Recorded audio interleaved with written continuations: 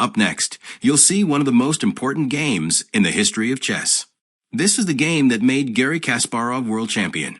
And not only that, he achieved it at the age of 22, earning him the record as the youngest world champion in history, a record that was recently broken by the Indian prodigy Gukesh.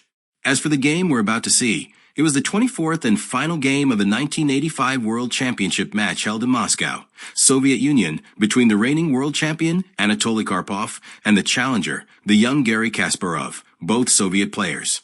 Now, after 23 games, Kasparov was leading 12-11, but a 12-12 tie would allow Karpov to retain the World Championship title. And he had the white pieces in this final game. Kasparov, as we'll see, stayed true to himself, avoiding passive defense, and once again opting for the Sicilian Defense, a sharp and double-edged opening. All right, without further ado, let's take a look at the game. The game starts with e4. c5, Sicilian Defense. Knight f3, d6, d4. C takes d4. Knight takes d4. Knight f6. Knight c3. Pawn to a6. The Najorf variation, one of the sharpest and most double-edged options available to black. With this, Kasparov shows that he's playing to win, even when he doesn't need to. That speaks volumes about the fighting spirit he consistently showed throughout his chess career. Now, white has many possible responses, some more aggressive than others, and Karpov chooses to play bishop e2, which is the most positional option of all against the Najorf. At first glance, it seems like a quiet line, but white has some very interesting ideas that can lead to absolute chaos on the board. e6. Kasparov deviates from the Najorf variation and chooses to play the Scheveningen Variation by transposition. This gives black greater flexibility, especially with the option of playing the central pawn break d5 at some point. Let's see if that actually happens in the game. Castle kingside. Bishop e7. f4. Castle kingside. King h1. White moves the king off the long a7, g1 diagonal, and might also be preparing to push the g-pawn up to g4, potentially kicking off attacking maneuvers against black's kingside. Queen c7.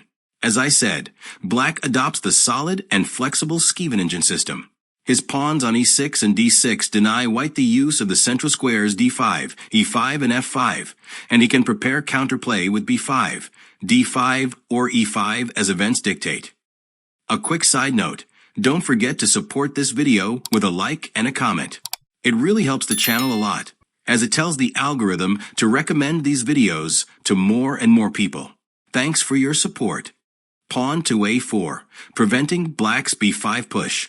Knight c6, bishop e3, rook e8, bishop f3, rook b8, getting this piece out of a line of sight of the white bishop on f3, queen d2, bishop d7. The idea behind this could be to continue with knight takes d4, followed by bishop c6, so Karpov responds to this with knight b3, avoiding exchanges, which would only benefit black since Kasparov has less space on the board. b6. g4. White must choose between two fundamentally different plans. The peace attack, with moves like queen d2, followed by queen f2 and queen g3, and the pawn push to f5 to start a pawn storm, like the one we'll see in the game. The drawback of this latter plan is that the white king may become exposed if white later loses the initiative. Bishop c8. Kasparov is flexible, and this allows him to change plans. His idea is to bring this piece to b7, from where the bishop can challenge the powerful white bishop on f3. g5, attacking the knight. Knight d7. Queen f2. Bishop f8. Bishop g2. Bishop b7. Rook ad1. g6. Bishop c1, freeing the third rank, so that the rook d1 may be transferred to the kingside. Rook bc8. Kasparov later recommended instead knight c5. Knight takes c5. B takes c5. Rook d3. Knight d4. Rook h3 and queen e7, with a satisfactory position for black. Let's get back to our game.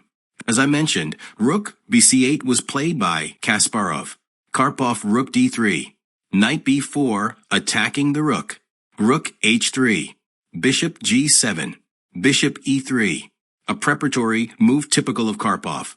But according to Kasparov, the immediate f5 would be more dangerous for black. Back to the game. As I said, bishop e3 was played by Karpov. Kasparov rook e7, king g1, rook c e8. A strange-looking idea. But black thus defends his second rank, especially f7, and discourages a move like f5, since opening the e-file could favor black. The game continues with rook d1, f5, suddenly taking the initiative at the cost of a pawn sacrifice. So this is an excellent move. G takes f6. If queen d2, then e5, good move.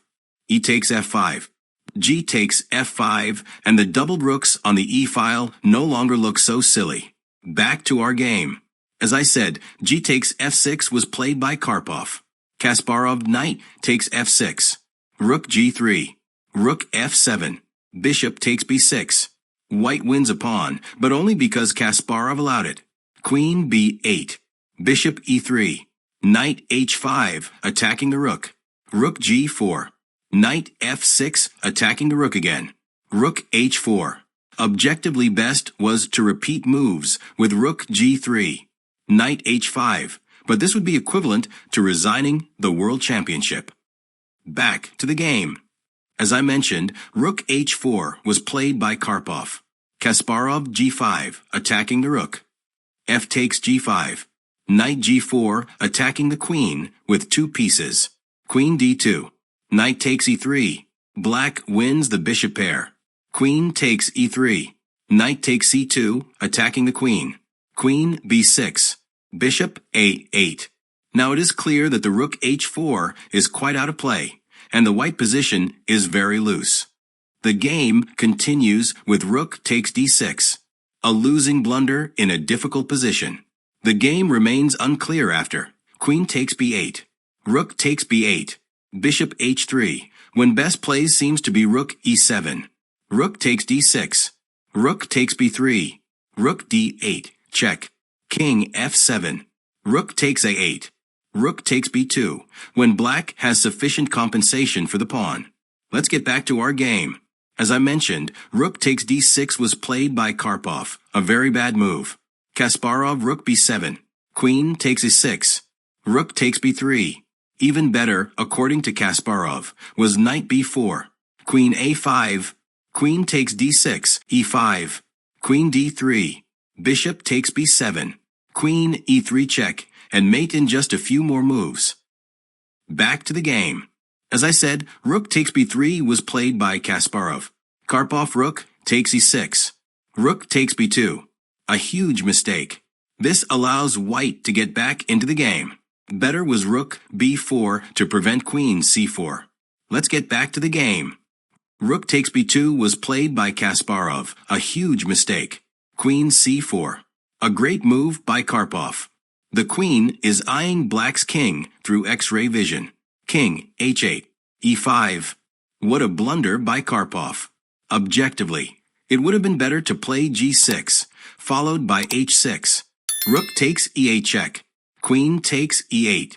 Knight d1, attacking the rook. Rook b1. Queen takes c2. Rook a1.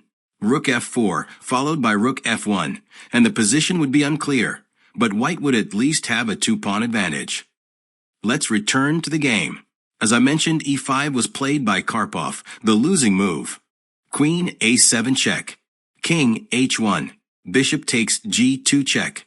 King takes g2. Knight d for check. And here Karpov resigns because white will lose a second piece, and even worse, could be checkmated in just a few moves. What a game, and what a victory by Garry Kasparov. The man only needed a draw to secure the win and claim the world championship title, but he stayed true to his philosophy and played for the win, with all the risks that entailed.